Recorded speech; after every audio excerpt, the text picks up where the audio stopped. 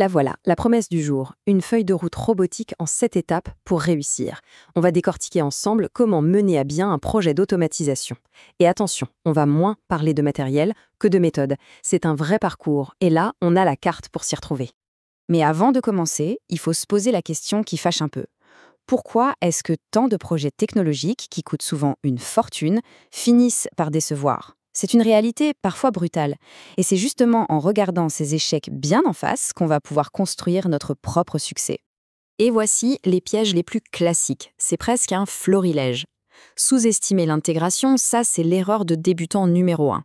Oublier que ce sont des humains qui vont travailler aux côtés du robot, c'est la garantie d'un rejet. Et puis, vouloir tout automatiser d'un coup avec le processus le plus compliqué, c'est le meilleur moyen de ne rien réussir du tout. En fait, chaque point ici est une raison potentielle d'échec. On va voir comment les éviter, un par un. Et au fond, tout se résume à cette phrase. Vraiment. 80% de méthode, 20% de technologie. On pourrait avoir le robot le plus sophistiqué du monde, si le processus derrière est bancal, ce ne sera qu'un presse-papier très très cher. Le succès, ce n'est pas le quoi, c'est le comment. Voici donc le parcours qu'on va suivre. D'abord, poser les fondations, solides. Ensuite, dessiner le plan. Puis, passer à l'exécution. Et enfin, le plus important, voir comment dupliquer le succès. C'est simple, c'est logique et surtout ça marche. Allez, on attaque. Phase 1, la fondation. Pour faire simple, presque tout se joue ici. Avant même de parler de pièces mécaniques ou de code, on parle de stratégie, d'équipe et d'objectifs clairs. On commence avec 2 étapes pour partir sur des bases saines. D'abord, la mobilisation. Il faut absolument un sponsor qui a du poids dans l'entreprise et une équipe qui est vraiment soudée. Sans ça, le projet est quasiment mort-né. Et ensuite, l'analyse. On ne choisit pas le processus le plus sexy à automatiser, mais celui qui a le plus de sens pour le business. Le tout premier projet doit être une victoire, c'est non négociable. Et ce qui est fascinant quand on regarde cette équipe, c'est que ce n'est pas qu'une affaire de techniciens. Le sponsor, c'est la personne qui a le pouvoir de débloquer les situations. Le chef de projet, lui, c'est le chef d'orchestre. Mais pour moi, la vraie star, c'est l'expert métier. C'est la personne sur le terrain qui sait comment ça fonctionne vraiment au quotidien. L'ignorer, c'est foncer droit dans le mur. Ah, et voilà un point absolument crucial, les mots qu'on utilise. Le mot remplacement est à bannir du vocabulaire. On parle de collaboration, d'augmentation des capacités. Le robot prend en charge les tâches pénibles, répétitives, voire dangereuses, et l'humain, lui, pilote, contrôle, améliore le processus. C'est une montée en compétences pour tout le monde, pas une suppression de poste. Ce message doit être clair comme de l'eau de roche, et ce, dès le premier jour. Et comment sait-on si on a réussi? Eh bien, on le mesure. On arrête avec les objectifs flous du style améliorer la qualité. On veut du concret, du chiffré.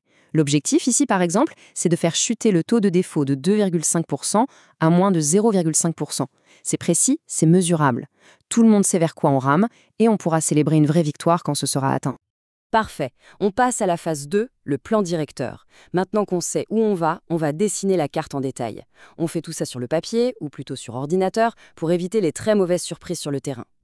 Là, on entre dans le dur de la technique, mais toujours avec une obsession en tête, anticiper. D'abord, on rédige un cahier des charges qui ne laisse aucune place au doute, qui est ultra précis. Et ensuite, et c'est là toute la magie de cette méthode, on simule. On teste tout virtuellement avant même de construire quoi que ce soit. Et l'arme secrète de cette phase, c'est ça, le jumeau numérique. Il faut imaginer une réplique parfaite de l'installation future, mais dans un ordinateur. On peut faire tourner le robot, tester tous ses mouvements, vérifier qu'il ne va rien percuter, optimiser sa vitesse. On résout 80% des problèmes potentiels depuis un bureau, sans avoir dépensé un seul sentiment matériel. C'est absolument fondamental.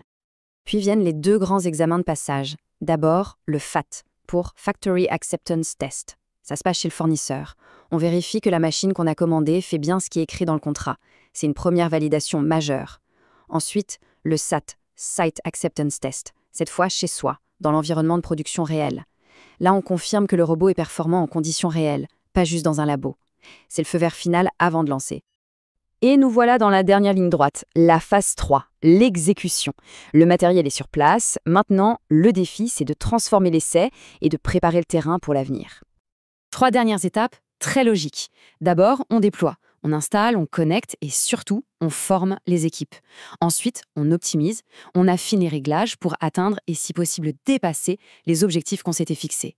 Et enfin, le but ultime, on met à l'échelle pour que ce succès unique devienne une stratégie pour toute l'entreprise. Attention, petit point de vigilance ici, la perfection, ce n'est pas instantané. Il y a toujours ce qu'on appelle une période de montée en puissance. Pendant 4 à 6 semaines, il est possible que la performance ne soit qu'à 70 ou 80% de la cible. Et c'est tout à fait normal. C'est le temps de l'apprentissage, pour la machine comme pour les équipes. La patience ici est une vraie vertu. Et pour piloter cette phase d'optimisation, il n'y a qu'un seul outil fiable, le tableau de bord. On suit les données, pas les impressions. Taux de disponibilité, temps de cycle. Mais l'indicateur le plus malin, c'est de traquer les micro-arrêts.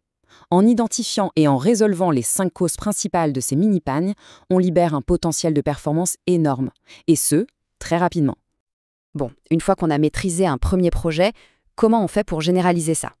Surtout, on ne passe pas de 0 à 100 d'un coup. On suit l'approche à 4 pattes, marcher, puis courir. On commence avec un projet pilote, parfaitement maîtrisé.